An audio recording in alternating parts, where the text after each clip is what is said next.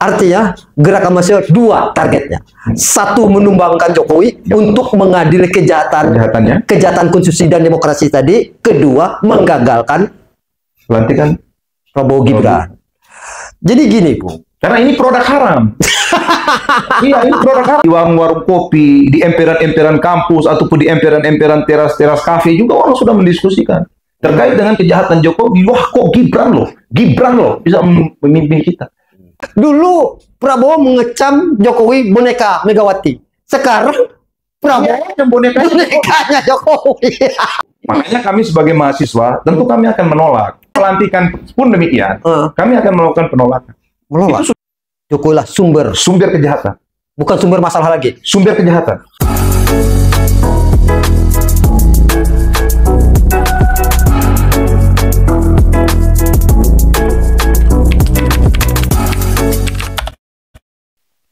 Halo semuanya, selamat ketemu lagi dengan Aznul Talk. Politik dinasti yang dilakukan oleh Presiden Jokowi, meskipun dikecam, meskipun didemo beribu-ribu kali aksi, meskipun dikirim petisi oleh para akademisi, bahkan sampai digugat di Mahkamah Konstitusi, pencalonan dan kemenangan Prabowo Gibran pada Pilpres 2024 kemarin dinyatakan sah oleh Mahkamah Konstitusi. Kejahatan konstitusi dan demokrasi yang dilakukan oleh Jokowi tidak terbukti. Ini semakin mengukuhkan Jokowi sebagai orang yang sangat adidaya. Tidak ada satupun yang bisa mengalahkannya. Bahkan tak ada yang bisa menghalangi syahwat Jokowi berkuasa. Jokowi semakin sumringah bahagia. Para elit-elit politik yang kemarin yang ikut mengkritik pencalonan anaknya sebagai wakil presiden sekarang sudah mengakuinya. Bahkan ada yang bergabung dengan pemerintahan Prabowo Gibran 2024-2029 nanti. Waktu bicara, mana partai yang oportunis, mana partai yang ideologis. Mahasiswa sebagai kelompok yang idealis, apakah akan juga terkikis? Mari kita kupas habis. Telah hadir di hadapan saya seorang dedengkot aktivis mahasiswa yang kemarin sangat kencang melawan kejahatan konstitusi dan demokrasi dilakukan oleh Presiden Jokowi. Dia adalah Rifaiz Lamahoda. Selamat datang Rifaiz Lamahoda. Selamat datang, Bang. Apa kabar? Alhamdulillah, Bang. Baik? Baik, alhamdulillah baik. Bung Faiz, kemarin Mahkamah Konstitusi telah menetapkan Prabowo Gibran sebagai pemenang. Jadi gugatan para akademisi termasuk mahasiswa bahwa telah terjadi praktek-praktek politik dinasti dan nepotisme tidak terbukti. Sekarang pertanyaan publik, apakah mahasiswa mengakui kemenangan Prabowo Gibran yang akan menjadi presiden dan wakil presiden 2024-2029 nanti? Bagaimana sikap mahasiswa?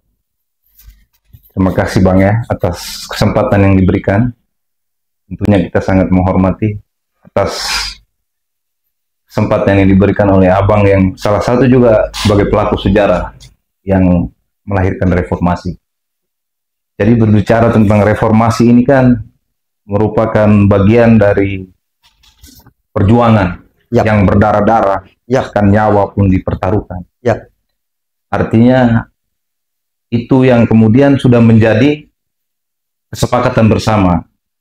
Tapi dalam real demokrasi, konteks demokrasi ini yang sudah diperjuangkan oleh abang-abang mereka sudah dikhianati oleh Jokowi. Itu fakta. Iya. Karena beliau sangat arogan, bahkan sangat nafsu. Syahwatnya terlalu tinggi. Ya, syahwat politiknya sudah tidak bisa dibendungi oleh lagi rasionalitasnya, akal sehat. Secara moral, karena Jokowi itu adalah bapak rusak moral. Bicara tentang moral berarti dia sudah merusak moralitas politik, Ya. moralitas sosial, bahkan moralitas demokrasi, konstitusi yang sudah diperjuangkan oleh para founding father kita. Betul. Oleh sebab itu, pertanyaan apakah mahasiswa menerima? Ya, jelas kami tidak menerima para pemimpin yang sudah dinyatakan secara konstitusional. Meskipun dinyatakan secara konstitusi. Meskipun dicatatkan secara konstitusional, tetapi menurut kami konstitusi itu ada konstitusi yang haram, bahkan ada konstitusi yang halal. Ibarat makanan itu ya. Pemimpin yang dilahirkan secara konstitusional tapi itu haram. Konstitusi haram. Ya, konstitusional haram. Karena melewati proses secara konstitusi melalui mahkamah yang kemudian diloloskan oleh pamannya. Iya. Karena itu sudah ada deal-dealan politik dalam konteks kekeluargaan.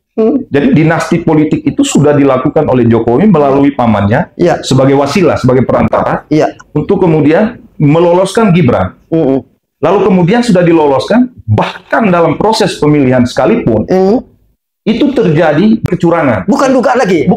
Memang ini kita berbicara dugaan karena saya sebagai salah satu aktivis yang begitu cermat mengikuti proses pemilu pada waktu kemarin, Pilpres kemarin. Nah, itu memang proses kecurangan itu mulai dari tingkat daerah sampai ke tingkat nasional dalam konteks Jakarta. Iya. Jadi kita melihat sangat masif sekali. Masif. Jadi pemilu yang jujur dan adil itu tadi sudah tidak dijawantahkan. Iya. Karena memang itu sudah dirusaki oleh Jokowi. Karena Jadi, ada anaknya sebagai calon wakil presiden itu. Ya itu. Makanya kami sebagai mahasiswa tentu kami akan menolak. Pelantikan pun demikian. Kami akan melakukan penolakan. Itu sudah terkonsolidasi. Sudah terkonsolidasi dari berbagai macam kampus dan kemudian teman-teman aktivis yang konsisten memperjuangkan demokrasi, yang konsisten memperjuangkan value tentang nilai-nilai moral, adab secara keindonesiaan itu kami tidak menerima bahwa para founding father kita ketika mereka memperjuangkan bangsa ini mereka mempertaruhkan nyawa mereka dan mereka memperjuangkan nilai. Tetapi nilai itu sudah dirusak oleh Jokowi yang memang tidak punya rekam jejak sejarah dalam perjuangan bangsa ini. Betul. Perjuangan negara republik yang kita cintai.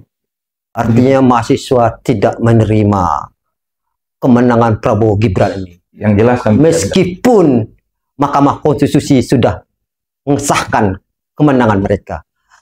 Jadi saya tertarik dengan pernyataan Bung tadi. Konstitusi itu ada yang halal, ada yang haram.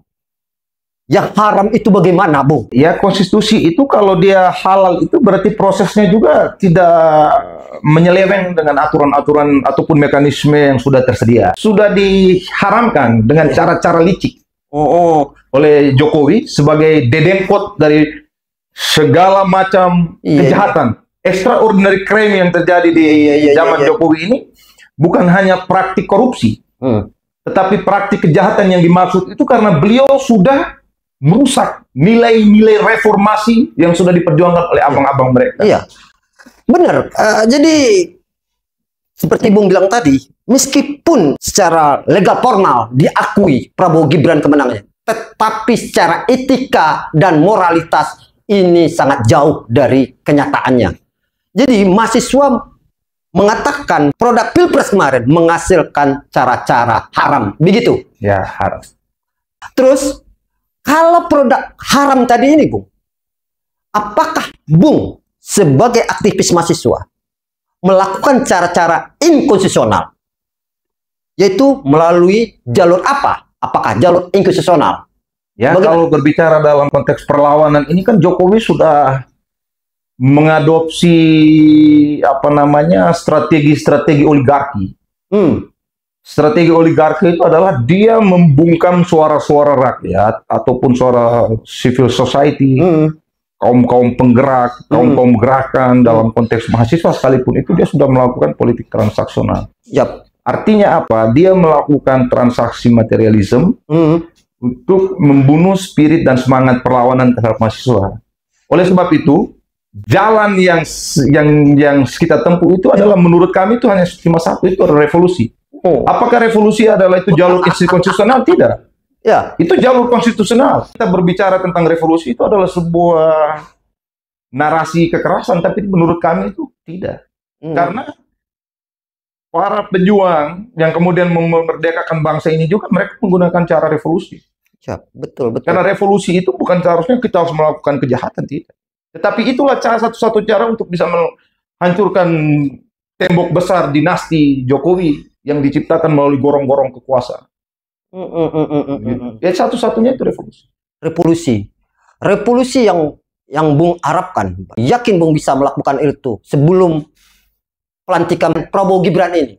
Jadi kalau berbicara dalam konteks keyakinan, tentu kami sangat yakin, kami sudah komitmen bahwasannya kemarahan terhadap kejahatan yang dilakukan Jokowi dengan mengendorsement anaknya dan Prabowo Gibran dalam paket 02 itu, yang kemudian yang tadi kita sudah bicara terkait dengan sudah disahkan melalui konstitusional yang haram menurut saya, itu kami tetap akan melakukan perlawanan karena begini, kita melihat dari gerakan civil society, bahkan kaum akademisi, para guru-guru besar itu sudah melakukan perlawanan melalui konsolidasi diskusi di ruang-ruang kampus, di ruang-ruang akademisi. Betul. Jadi gini, Bung, ketika Bung menggunakan cara-cara revolusi tadi, itu apakah Bung selain yakin bisa katakanlah menggagalkan pelantikan Prabowo Gibran ini, pertanyaan kita adalah seberapa kuat mahasiswa melakukan itu?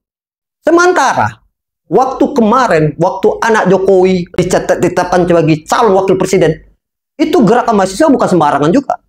Seperti Bung bilang tadi, para kampus-kampus begitu gencar mengecam politik dinasti yang dilakukan Jokowi, tapi seperti anjing mengonggong kapilah berlalu. Yakin Bung, Jokowi ini akan apa? Pertama, Jokowi bisa diadili. Kedua, anak dan Prabowo ini bisa digagalkan sebagai presiden dan wakil presiden. Pertanyaan ini menarik. Dari kita melihat dari sisi kuantitas, tentu memang masyarakat bahkan bergabung dalam satu konsolidasi melakukan perlawanan itu, kita melihat bahwa kita melakukan bukan kalah, bukan gagal, tapi kita belum mencapai sebuah keberhasilan. Jadi tentu kami mahasiswa itu justru ditantang, ataupun sebagai aktivis kami ini dianggap suatu tantangan, ya, tantangan berat bagi kami. Dan semakin ketika kita ditantang, spirit ataupun semangat perlawanan itu akan bangkit dan berapi-api. Oleh sebab itu, meskipun Jokowi sudah melakukan segala macam cara untuk menghentikan gerakan-gerakan mahasiswa itu, tetapi banyak mahasiswa dan aktivis, bahkan para guru-guru besar itu masih idealis, mempertahankan nilai idealisme dalam diri kita yang seperti yang dikatakan oleh Bapak Republik itu adalah Tan Malaka, bahwa kemewahan yang idealisme adalah kemewahan terakhir yang dimiliki oleh kaum muda. Nah, kami mempertahankan idealisme. Oleh sebab itu, kita melihat bahwa kekuatan Jokowi ini akan bisa diadili dengan kemurkaan rakyat. Jadi, rakyat akan murka. Kemurkaan rakyat. Kalau kami dulu kemarah rakyat, sekarang kemurkaan rakyat. Kemurkaan rakyat. Karena pengadilan tertinggi itu adalah pengadilan rakyat. Oleh sebab itu, dia bisa diadili. Menjelang pelantikan, bahkan nanti di saat pelantikan. Karena tujuan perlawanan terhadap Prabowo Gibran itu tujuannya yang utama itu pada Jokowi. Karena sumber kejahatan. Jokowi lah sumber kejahatan. Bukan sumber masalah lagi. Sumber kejahatan.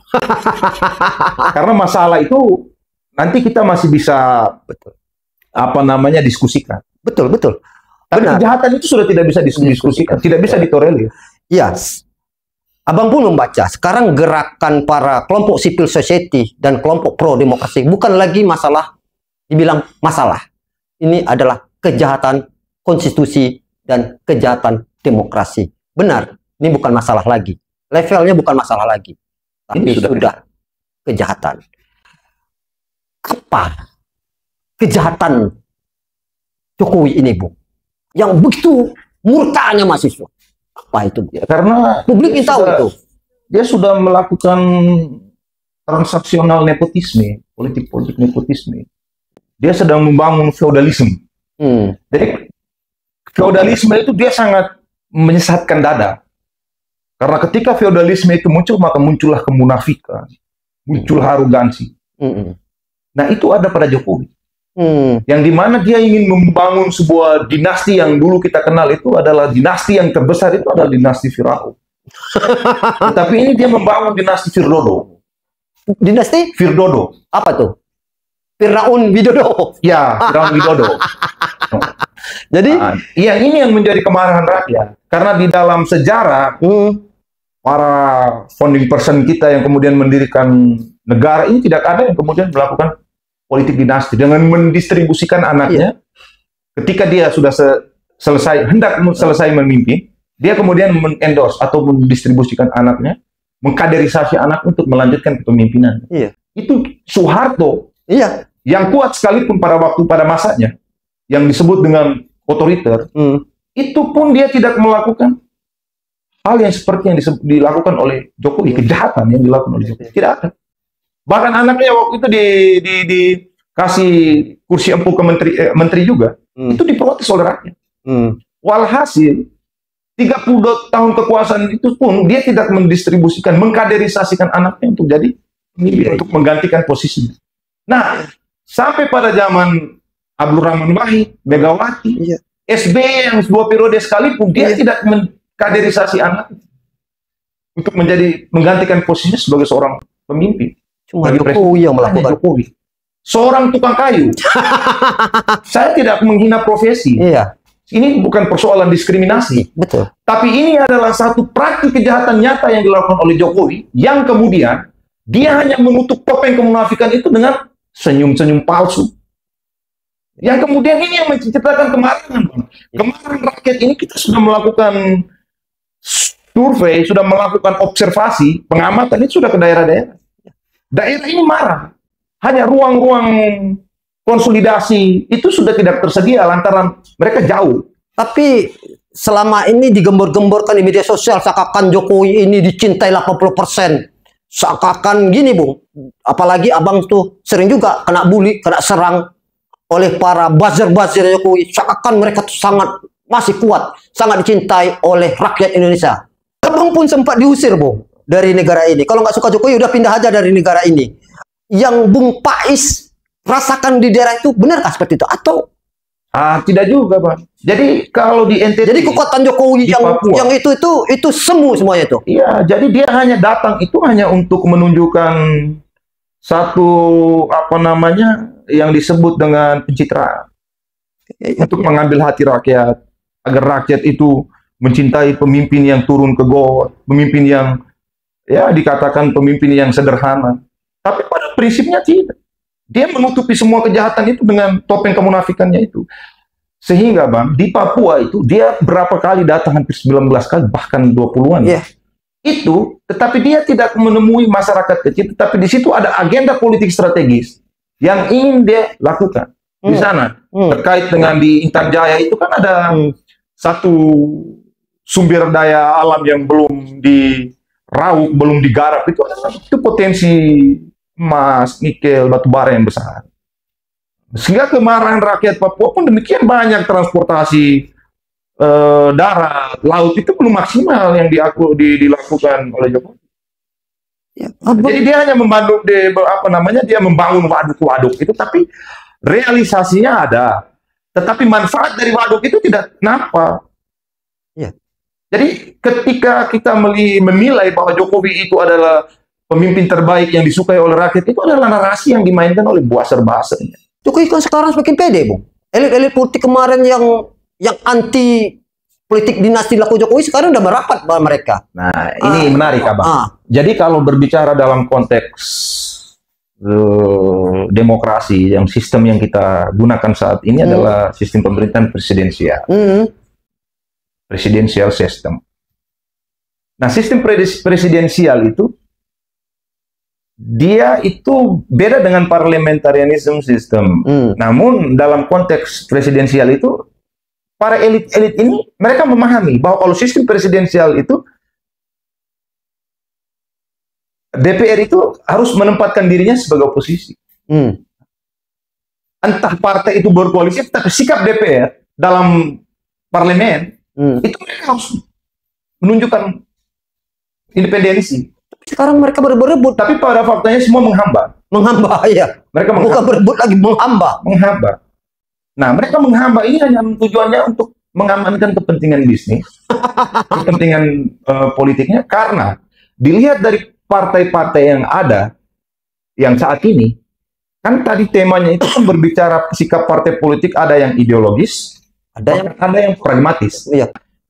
Partai yang kita lihat yang punya konsistensi ideologi, itu adalah Partai Keadilan Sejahtera PKS. Itu sudah terbukti. Nah, kemudian PDIP, yang dimana 10 tahun kepemimpinan SBY, mereka di luar kekuasaan. Mereka jadi oposisi. Nah, partai-partai lain ini belum menunjukkan kualitas mereka sebagai partai politik yang menyalurkan aspirasi rakyat, bahkan memperjuangkan aspirasi rakyat. Itu tujuan dari partai politik.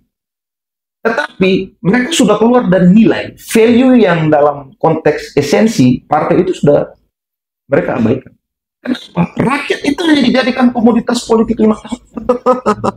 Nah, sementara mereka yang seperti dikatakan oleh senior-senior banyak yang kita nonton di podcast ataupun di debat-debat TV, mereka memanfaatkan rakyat, kemudian rakyat itu dibiarkan bermain dalam emperan teras-teras emperan yang ada di kekuasaan.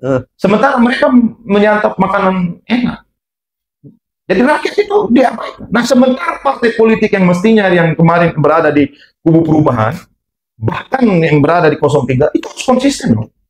Konsisten dalam memperjuangkan aspirasi rakyat melalui jalur parlemen. Yang di situ ada benang merahnya, yang dimana di situ kekuatan civil society dan kekuatan mahasiswa ini harus terkonsolidasi agar mengawal pemerintahan Jokowi. Ini sama saya mengatakan pemerintahan Jokowi, karena Prabowo dan Gibran itu hanya sebagai alat yang diatur oleh Jokowi. Karena bahkan penyusunan kabinet saja kan beliau ikut terlibat. Dulu Prabowo mengecam Jokowi boneka Megawati. Sekarang Prabowo yang bonekanya Jokowi. Punya harga diri, nggak punya harga diri juga, Bu. Dia tidak menunjukkan kualitas dia. Ya, patriotik. Patriotik. Iya. Dulu dia yang seorang negarawan, tokoh bangsa, yang dengan konsisten memperjuangkan negara. Sekarang menjadi pengamba Jokowi. Itu kosong. Jadi gini, Bu, pertanyaan, Bu. Ini partai-partai kemarin pengusung Capres-Cawapres 01 dan Capres-Cawapres 03 sekarang bergabung. Menurut Bung gimana nih? Mahasiswa ditinggalkan sendiri ini untuk melawan politik dinasti dan nepotisme ini. Bagaimana menurut Bung partai politik tadi itu? Mahasiswa ini kami tentu tetap konsisten karena mahasiswa itu adalah sebagai agen kontrol sosial. Itu memang tanggung jawab moral. Itu gerakan moral yang sudah tidak bisa ditawar menawar. Sehingga begini, partai-partai ini sebetulnya kita itu juga tidak senang, sudah tidak lagi senang melihat partai dan mereka itu sudah merusak nilai dari politik itu sendiri. Karena kita sebagai mahasiswa yang belajar ilmu politik, itu tentu kita berbicara politik itu dia berbicara bahwa tentang ruang transaksional, ide dan gagasan, ide-ide visioner, ide-ide yang cemerlang untuk menjewantahkan semua kemauan ataupun kepentingan rakyat. Tapi kita melihat muncullah pragmatisme politik yang dilakukan oleh elit-elit politik, bahkan partai politik yang memang tidak konsisten memperjuangkan aspirasi rakyat yang melalui forum-forum kampanye. Jadi mereka itu hanya beretorika, tetapi praktiknya itu mereka sudah merusak nilai-nilai dari ilmu politik tersebut. Falsafahnya, metodologinya, itu sudah dirusaki oleh spirit kekuasaan itu. Tapi ini kita belak-belakan aja, Bu. Surya Paloh yang mendukung 01 sekarang sudah mengakui Prabowo Gibran. Apa kata Bung sebagai mahasiswa? Menurut bahasa rakyat, bahasa-bahasa ketulusan, bahasa-bahasa kejujuran, kaum-kaum yang terzolimi, kaum-kaum yang kemudian memperjuangkan spirit perubahan itu merasa bahwa itu sebuah pengkhianatan. Ini pengkhianatan. Terasa sadis nggak, Dimas? Ya sadis. Masa ditikam nggak? Itu merasa para kelompok 01 tuh, ya, itu yang mau lihat sangat sakit soal kebatinan. Karena ini persoalan hak, suara, harga diri itu dititipkan. Iya. Untuk bagaimana ke depannya itu kami sudah berada di barisan ini dan kami titipkan harapan ini untuk diperjuangkan. Tetapi dalam proses perjalanannya, ketika Prabowo sudah ditetapkan, mereka dengan legowo mengatakan bahwa kami ikut bergabung. Apakah spirit perubahan yang sudah diperjuangkan bersama-sama, yang melibatkan ribuan bahkan jutaan rakyat, kemudian itu dikhianati? Rakyat marah. Apabila Surya Paloh atau elit-elit politik tidak mengakui kemenangan Prabowo Gibran ini, apakah nanti tidak disebut negarawan? Kalau saya memandangnya begini, Bung. Ya, negarawan itu akan muncul apabila dilaksanakan dengan fair, kan gitu. Kalau Bung mengatakan ini kan secara haram, konstitusi haram dilaksanakannya.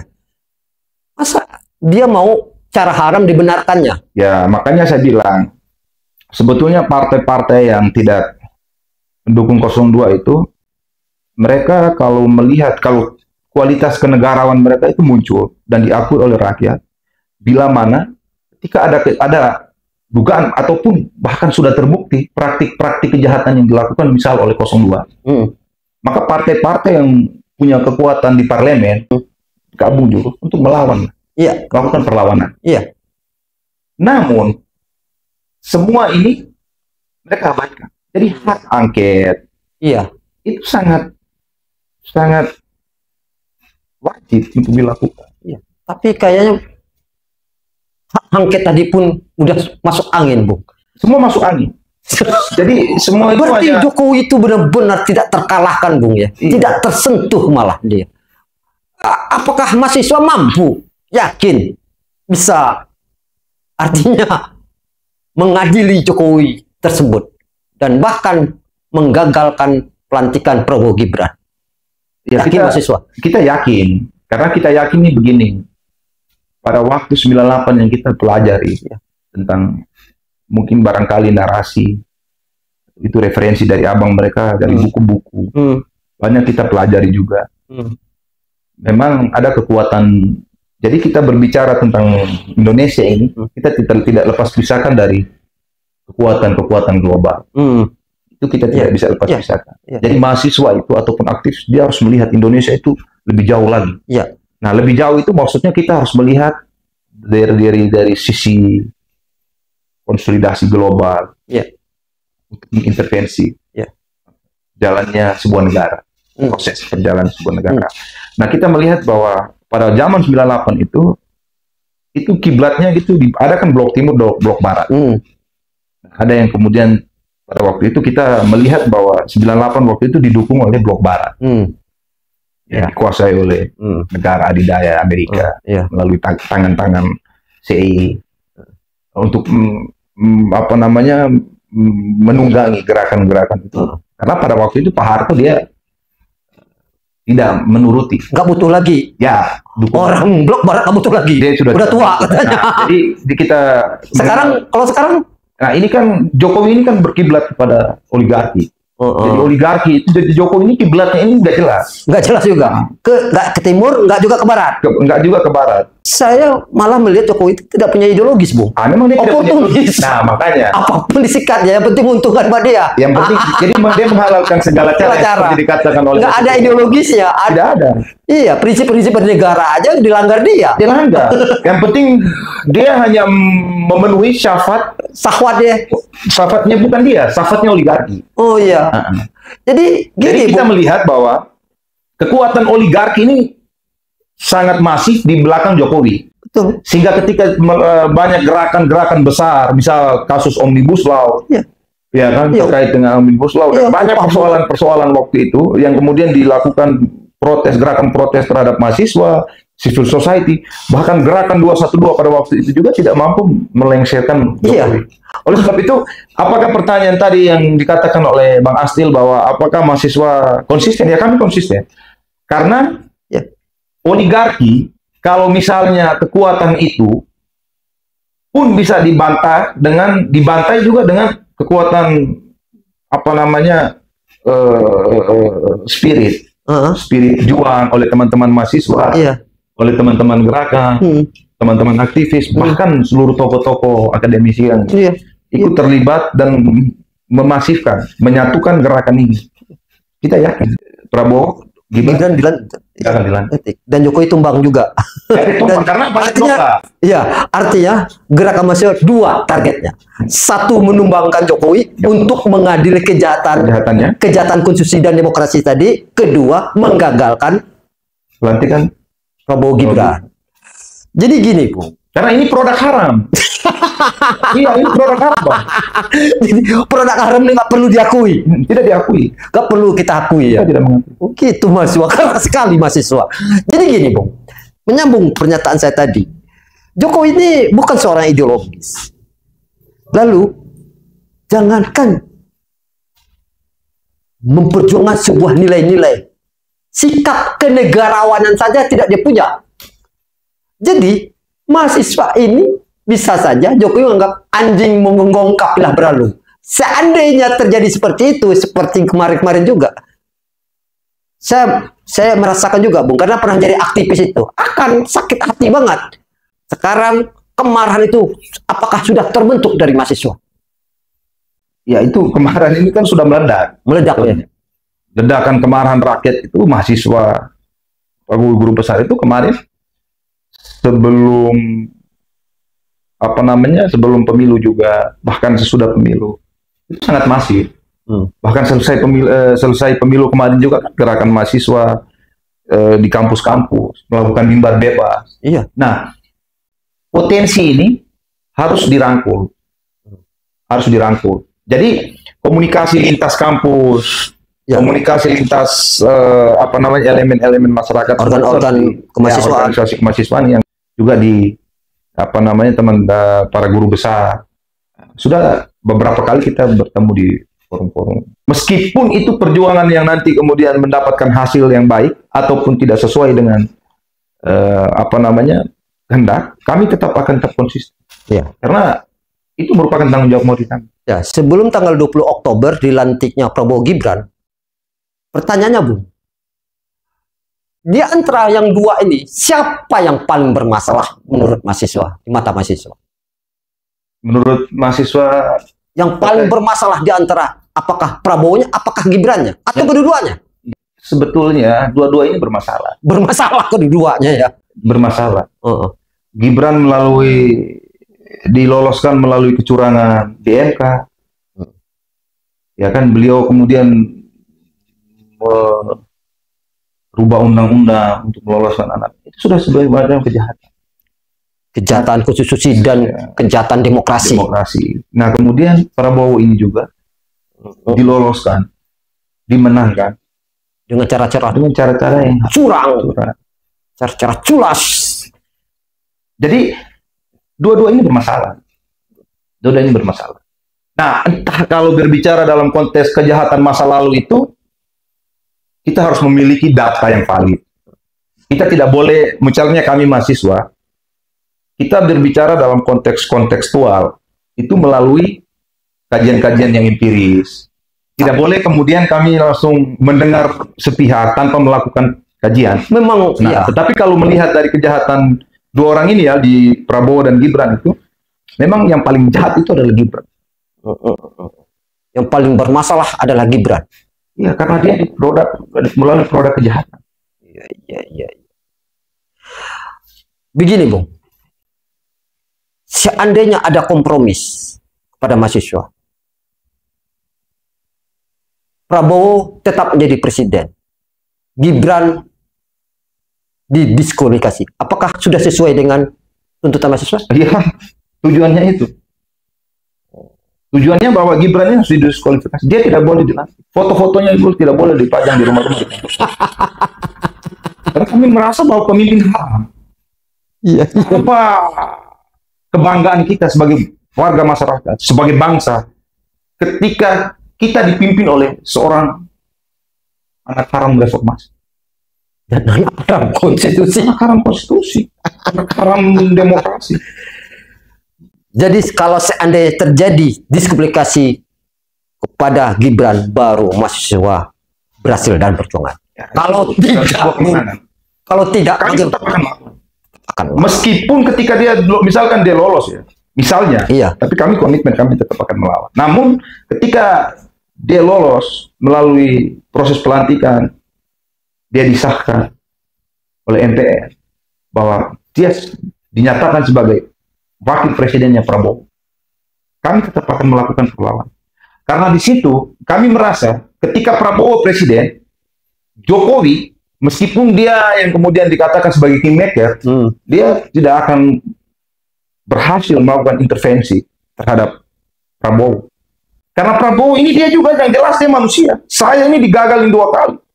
Tapi Saya kemarin dimaluin dua kali. Dan saya malu di hadapan dunia. Di mata dunia ini saya bukan petarung, saya ini dicundangi. dipecundang Oleh sebab itu, kami tetap akan melakukan perlawanan. Meskipun Prabowo itu menurut kami juga, dia adalah anak haram. Iya, iya, iya. Karena dia diloloskan oleh Cara haram. Jokowi dengan Iya. cara-cara yang haram. Ya, cara yang nggak baik lah, nggak Ya, fair lah. Tapi kami yakin bahwa Prabowo pasti akan melakukan perlawanan di dalam.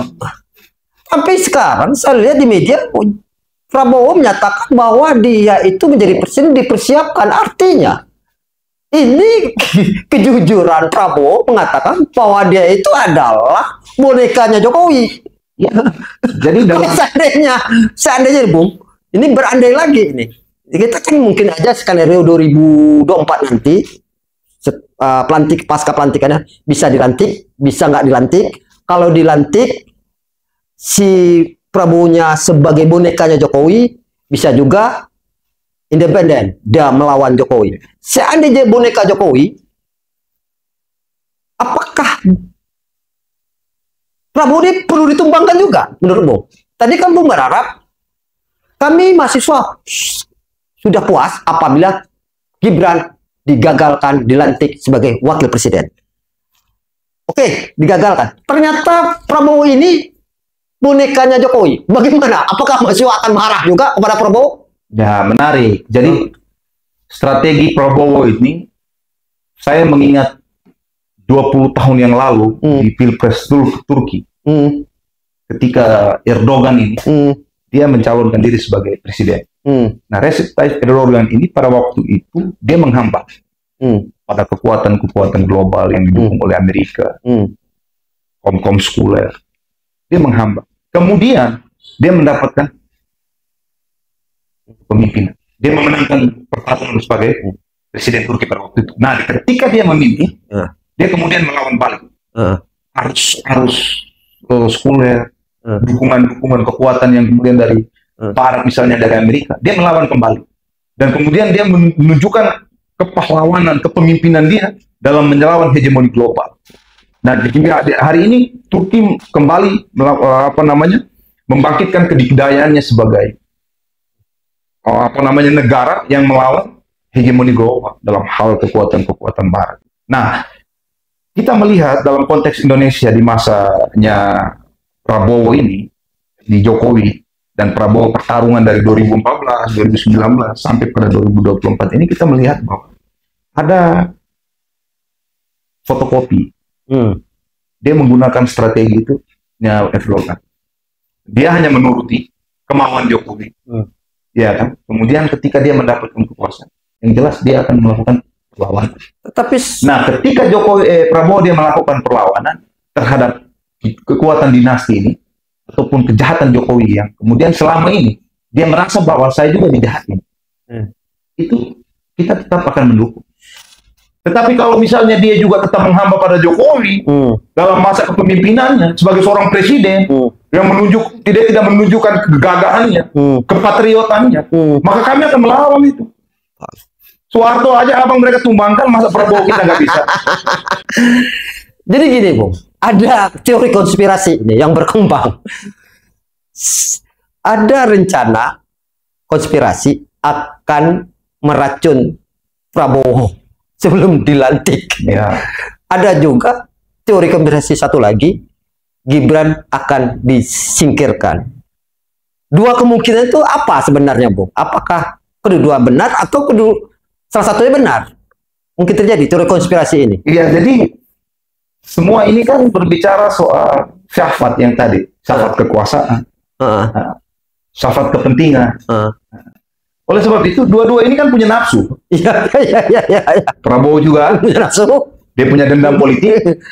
Kemudian Jokowi juga yang ingin melanggengkan kekuatan dinasti yang dibangun melalui anaknya seorang Gibran. Iya. Anak haram ini. Iya. Mereka ingin membunuh lawan politik itu dengan cara-cara mereka meracuni. Ya. Nah, tapi kalau misalnya Prabowo ingin menggagalkan Gibran dalam proses pelantikan, membunuh dia, mendiskualifikasikan dia, itu juga bisa. Bisa jadi. Bisa terjadi. Jadi kedua-duanya bisa jadi. Karena kedua-duanya punya syahwat.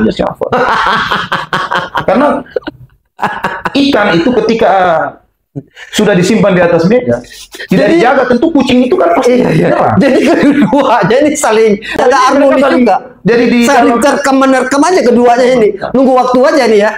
Iya. Pertama saya nggak percaya itu tadi itu Jokowi akan meracun Prabowo atau Prabowo akan menyingkirkan anaknya. Seandainya nih, Bung, ini berandai kembali ini. Prabowo meninggal. Lalu Gibran menjadi presiden di negara ini. Apakah mahasiswa nggak meledak kemurkaan? Oh, itu pasti murka. Itu pasti kita melawan. Kita pasti melawan. Kemaukan ditembak sekalipun, karena memang kesahidanan seorang manusia itu, kemuliaan itu ketika dia sahid. Dan itu sudah tertanam dalam jiwa seorang aktivis. Itu kami sudah tanam. Iya. Dan itu sudah subur bahkan. Maka ketika Prabowo yang tadi skenario ya. Iya, ini konspirasi lah. Iya, ini bukan spekulasi. Konspirasi. Ini teori konspirasi, tapi ini bukan spekulasi. Ya. Pasti ada gerakan-gerakan seperti itu. Menggagalkan Prabowo nanti. Ya, kegagalan dia misalnya beliau sakit. Iya. Atau bahkan beliau meninggal dunia. Iya. Ini kan banyak perbincangan di ruang publik. Iya. Muncul beredar di ruang publik. Iya, potensi itu ada, Bu. Potensi itu ada. Karena apa? Pertama Prabowo udah tua, kedua sakit-sakitan juga dilihat. Tiba-tiba meninggal nih. Lalu Gibran menjadi presiden. Itu murka. Dan itu mau dibentengi dengan kekuatan militer, aparat negara sekalipun, pasti tetap harus perlawanan itu akan deras. Itu deras. Dan itu kita yakin bahwa tidak ada degradasi. Tidak ada penutup. Jadi akselerasi gerakan itu tetap akan tumbuh, dan itu percepatan perlawanan akan tetap dimasifkan. Itu sudah tertanam. Dan pertanyaan abang ini bukan hanya diskusi antara saya dan abang di podcast ini saja, tapi itu sudah menjadi diskusi di ruang-ruang kampus, di ruang publik lah. Di ruang-ruang publik sudah menjadi bicara itu topik pembahasan. Iya. Masyarakat pun menanya juga kepada abang, kira apa yang akan dilakukan mahasiswa? Ya, nanti saya tanyakan kepada mahasiswa, apa yang dilakukan mahasiswa? Ternyata Bung mengatakan, perjuangan mahasiswa makin keras. Lalu, Bung, ketika nanti Bung bergerak, ternyata tidak didukung oleh elit-elit politik. Apakah mahasiswa masih percaya diri untuk mencapai dua target tersebut, yaitu mengadili Jokowi dan membatalkan Gibran sebagai wakil presiden? Jadi ini kita harus juga objektif berbicara dalam konteks pertanyaan abang ini. Saya tidak melakukan spekulasi. Kepercayaan diri, konsistensi, perlawanan itu tetap masih.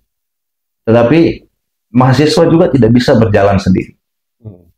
Jadi harus ada afiliasi. harus ada afiliasi dengan elit-elit yang punya kesamaan pandangan, persepsi, gitu.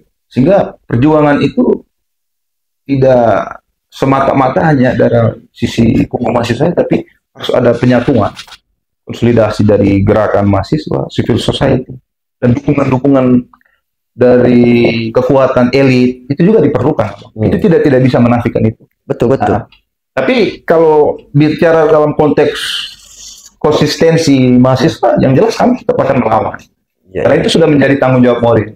Namun kita tidak melepas pisahkan antara kekuatan juga. Betul. Dari elit-elit politik yang punya kesamaan pandangan dengan mahasiswa. Betul. Ini kita bicara dalam konteks rasional. Tidak boleh kita juga harus subjektif.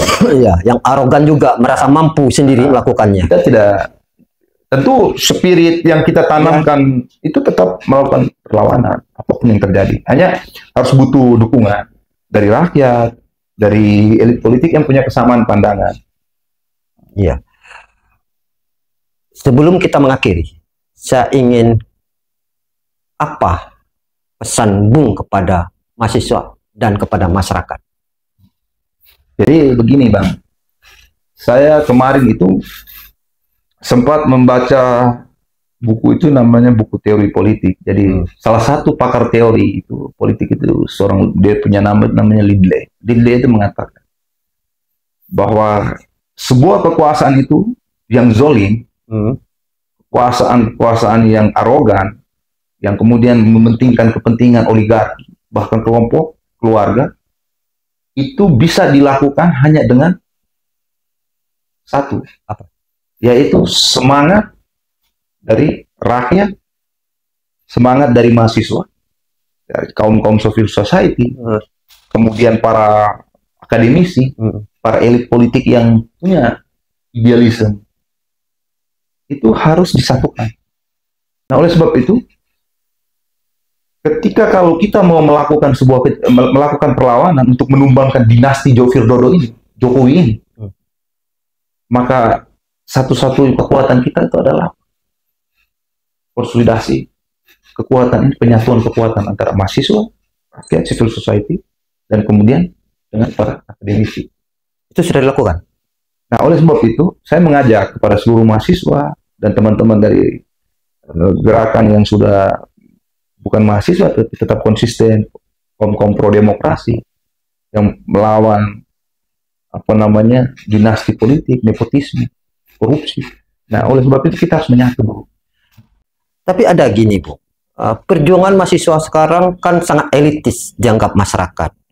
Mereka tidak mengerti itu politik dinasti, nepotisme.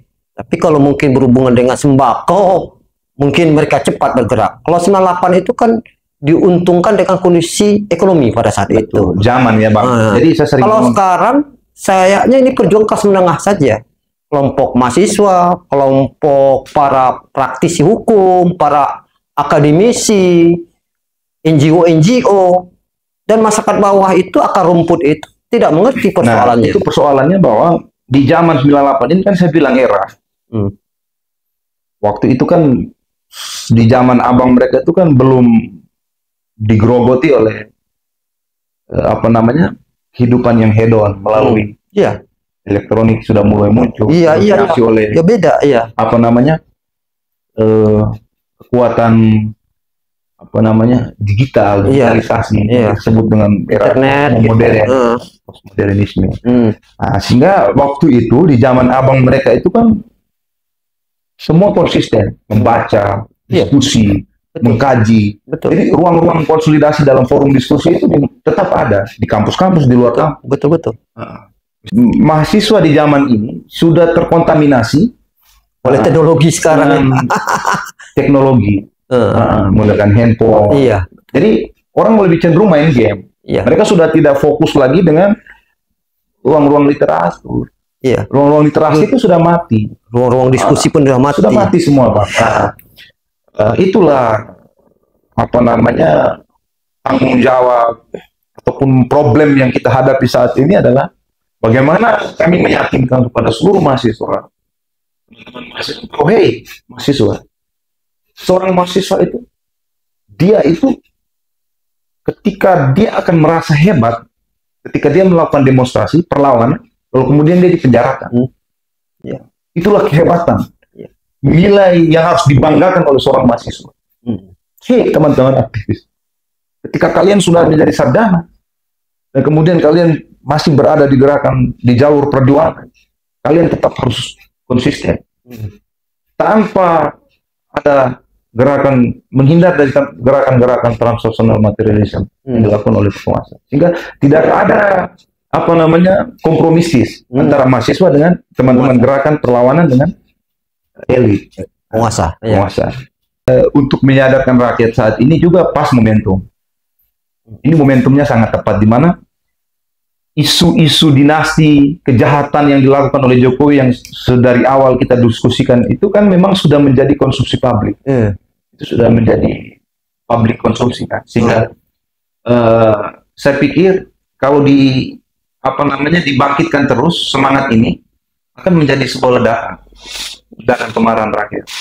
Itu kami konsisten, dan itu kami sudah lakukan. Karena begitu badaknya Jokowi, seperti anjing mengunggong kapil berlalu. Para akademisi itu bukan orang bodoh, ya kan? Para ahli tata negara bukan orang bodoh, tapi itu bisa diabaikan begitu saja oleh Jokowi, seperti anjing mengunggong kapilah berlalu. Jadi Jokowi itu dia menggunakan kaki tangan. Dulu itu di zaman Soeharto itu kan dia menggunakan fungsi ABRI itu sebagai dinamisator dan fasilitator dalam pimpinannya. Nah, praktik Jokowi itu dia menggunakan aparat negara seperti polisi. Jadi juga untuk melakukan, ini saya harus jujur, melakukan intimidasi. Intimidasi itu melalui transaksional. Bahkan kita tidak sadar, Abang. Kejahatan Soeharto di 98 yang menurut kita, Abang, yang kita membaca, kita mendengar, itu tidak sekejam Jokowi saat ini. Pak Harto waktu itu salah, dia bilang salah. Tapi kemudian Jokowi ini, dia tidak langsung menyatakan salah. Dia senyum aja, dia santai aja. Tetapi dia menggunakan kaki tangannya ini untuk melakukan penekanan. Itu yang disebut oligarki tadi itu ya. Oligarki ini kekuatan yang dari belakang. Kita tidak bisa melawan jadi kejahatan itu, tetapi kita yakin, Bang, kejahatan itu akan terus dilawan bila mana yang tadi yang Abang bilang tadi, bahwa kita yakin apa ya, kesadaran. Nah, kesadaran mahasiswa dan teman-teman civil society itu kita melihat bahwa ruang-ruang diskusi di warung-warung kopi, di emperan-emperan kampus ataupun di emperan-emperan teras-teras kafe juga orang sudah mendiskusikan terkait dengan kejahatan Jokowi. Wah, kok Gibran loh bisa memimpin kita. Padahal dia tidak punya yang tadi. Gibran ini, orang tidak kenal dia. Siapa dia? Dia itu hanya seorang pedagang. Ya kan? Penjual pisang goreng. Martabak. No problem. Profesi apapun dia. Tapi kalau dia bukan anak Jokowi, kita membanggakan bahwa seorang presiden, wakil presiden dari Indonesia yang terlahir dari rahim yang tak berpunya. Orang tua tidak punya legitimasi, pangkat, gelar, nama besar, dan kepingan kebusukan moral lainnya. Itu boleh buat kita mengakui. Ini kan anak presiden. Karena dia bapaknya presiden aja. Coba kalau bapak nggak presiden. Kalau bapaknya nggak presiden, Gibran itu nggak ada apa-apa. Tapi kalau seorang manusia di Indonesia ini yang tidak terlahir dari rahim presiden, dia adalah seorang kayak kita lah. Anak petani, hidup dari desa, lalu kemudian punya prestasi, punya karir yang luar biasa, yang kemudian kita dijadikan sebagai seorang pemimpin, ya itu adalah sebuah kebanggaan dan kita mendukung. Tapi ini anak presiden. Tapi kayaknya juga kita memberikan ruang kesempatan kepada dia berbicara di forum-forum intelektual, forum-forum ilmiah, forum-forum nasional, forum-forum internasional. Itu barulah kita melihat, kita mengkalkulasi lah di mana kualitasnya dia. Untuk bisa kita mendukung sebagai seorang pemimpin mempertahankan negara yang besar sekali. Negara ini kan bukan ini negara kepulauan, bukan kontinen seperti di Singapura, Malaysia. Ini kepulauan yang begitu besar. Lalu kemudian dipimpin oleh seorang Gibran yang tidak punya kualitas intelektual. Ini persoalan. Nah, ini yang menjadi permasalahan bagi kami. Tidak punya rekam jejak secara kualitas intelektualnya. Dia tidak berjuang seperti kita. Jadi gini, bukan aktivis. Iya benar. Jadi gini, apa salah saya sebagai anak presiden, yang dilahirkan sebagai anak presiden. Apakah saya nggak boleh jadi orang nomor 1 juga atau orang nomor 2 Republik ini? Gimana menurut? Ya, saya pikir yang tadi saya bilang tadi, silakan, itu hak konstitusional. Hak asasi manusia. Ya, kita bicara soal HAM dan lain-lain. Iya. Kita bicara demokrasi. Kita memberi ruang kepada siapa. Tetapi cara Jokowi mengendorse anak itu karena dia sudah melakukan kejahatan. Dia sudah melakukan kejahatan konstitusi. Dia sudah melakukan kejahatan tentang demokrasi. Iya, dia tidak memenuhi syarat intelektual karena dalam kepemimpinan ketiga hal yang harus menjadi kriteria. Kriteria pertama itu adalah berbicara tentang apa? Moralitas. Berbicara tentang intelektualitas. Yang terakhir integritas. Nah, dia tidak punya kemampuan intelektual, kemudian dia juga rusak moral tentang value, nilai, etika, adab dalam konteks politik, dalam konteks sosial. Dia sudah menghancurkan, dia sudah merusak dan menghancurkan, berkeping-keping. Bicara itu kan banyak orang di ruang publik mengatakan bahwa dia itu kayak orang overdosis. Tapi bukan overdosis. Dia itu kayak orang psikopat, Bang. Psikopat ya. Dia psikopat. Aduh, ya Bang benar. Dia anak ini nggak pernah saya melihat sebuah karya buku dia, gagas-gagasannya di mimbar-mimbar, baik mimbar nasional pun internasional. Kan kayak gitu kan. Justru itu. Makanya kalau Abang Asdir sebagai wakil presiden, kita sepakat. Karena memang Abang seorang penulis juga. Punya karya, termasuk ini bukunya tuh. Abang menceritakan tentang kerubukan tembok, pengekangan PMI. Nah, ini kan sebuah karya. Sudah habis kata-kata kita. Cuma sekarang tinggal mahasiswa. Mungkin itu dalam diskusi kita hari ini. Terima kasih. Kami, mungkin pemirsa, banyak mendapat pemikiran baru. Terima kasih, Bung, atas Bang. Terima kasih, kesediaannya sebagai narasumber di sini. Semoga Bung tetap semangat. Siap. Selamat berjuang. Salam perjuangan. Salam merdeka 100%. Merdeka 100%.